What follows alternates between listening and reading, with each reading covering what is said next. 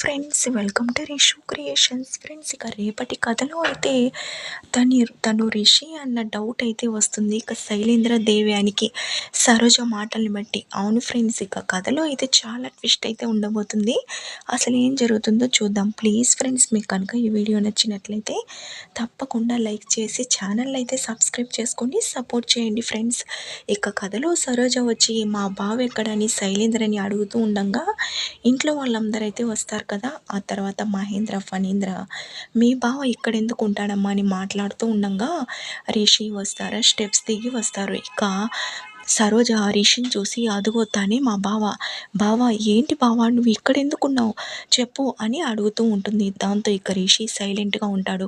ఆ తర్వాత ఇక అందరు అలానే చూస్తూ ఉండంగా ఇక తను వసుధారనైతే చూస్తుంది. ఇక వసుధార కూడా కంగారు పడుతూ ఉంటుంది.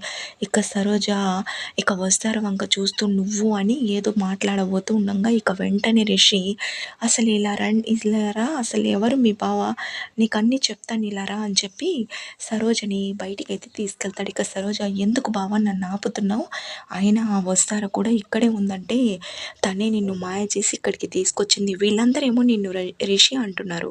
అప్పుడు ఆ వసుధార కూడా నిన్ను రిషి అని అక్కడికి వచ్చి రిషి సార్ అని అంటూ ఉంటుంది కదా. నువ్వు ఎప్పుడైతే వెళ్ళిపోయావో తను కూడా వెళ్ళిపోయింది.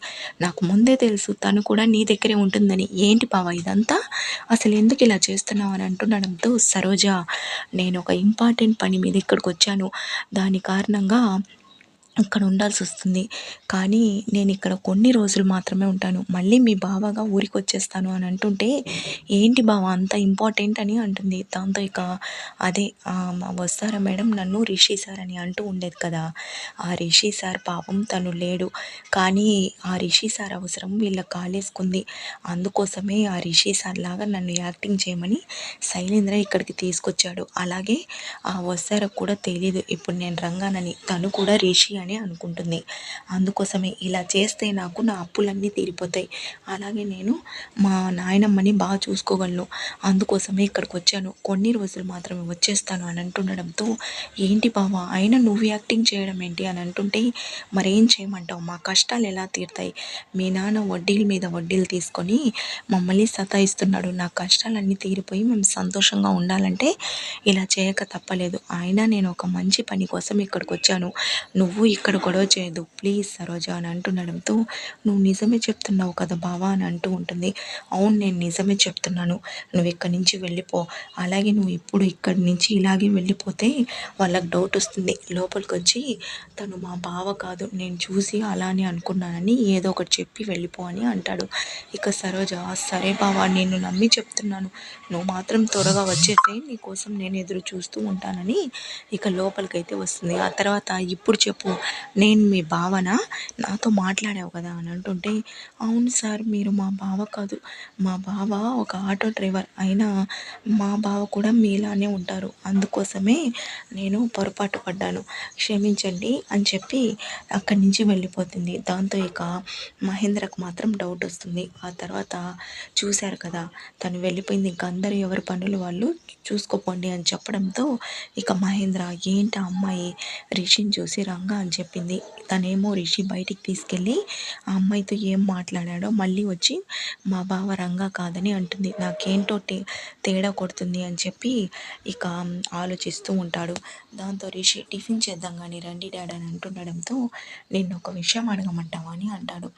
అడగండి డాడ్ అని అంటాడు. ఇక తర్వాత మహేంద్ర నిజం చెప్పు నువ్వు మా రిషివేనా అమ్మాయి చెప్పినట్టు రంగావా అని అంటుండడంతో డాడ్ నేను మీ కొడుకు రిషిని, అయినా మీరు నన్ను గుర్తుపట్టలేదా అని అంటుండడంతో ఎందుకో ఆ అమ్మాయి వచ్చి అలా గొడవ చేయడం, మళ్ళీ నువ్వు అమ్మాయిని బయటికి తీసుకెళ్ళి మాట్లాడాక ఆ అమ్మాయి నువ్వు రిషివి అని చెప్పడం నాకు డౌట్ వస్తుంది, నిజం చెప్పు అని కోపంగా మాట్లాడుతూ ఉండడంతో ఇక వస్తారా మామయ్య తను మీ కొడుకు రిషి, అసలు ఏం జరిగిందంటే అని చెప్పి ఇక మొత్తం అయితే చెప్తుంది. దాంతో ఇక మహేంద్ర అవునా అని అంటుండడంతో ఏంటి నాన్న ఎందుకు అలా రంగాగా అక్కడ ఉండిపోయావు, అసలు ఏం జరిగింది అని అంటుండడంతో డాడ్ అక్కడ నేను రంగాగా ఎందుకున్నానో ఇప్పటి వరకు వస్తారకు కూడా చెప్పలేదు, సమయం వచ్చినప్పుడు నేనే చెప్తాను, ప్లీజ్ డాడ్ మీరు మాత్రం ఈ టాపిక్ గురించి బయట మాట్లాడకండి అని చెప్పడంతో సరే నాన్న నువ్వు ఏదో మంచి పని కోసమే ఇలా చేస్తున్నావని అర్థమవుతుంది, నేను ఎందుకు చెప్తాను అని చెప్పి ఇక పదండి అయితే టిఫిన్ చేద్దామని అందరైతే వెళ్ళిపోతారు. ఆ తర్వాత దేవయాని, శైలేంద్ర ఒక్క క్షణం గుండె ఆగిపోయినంత పనైంది మమ్మీ.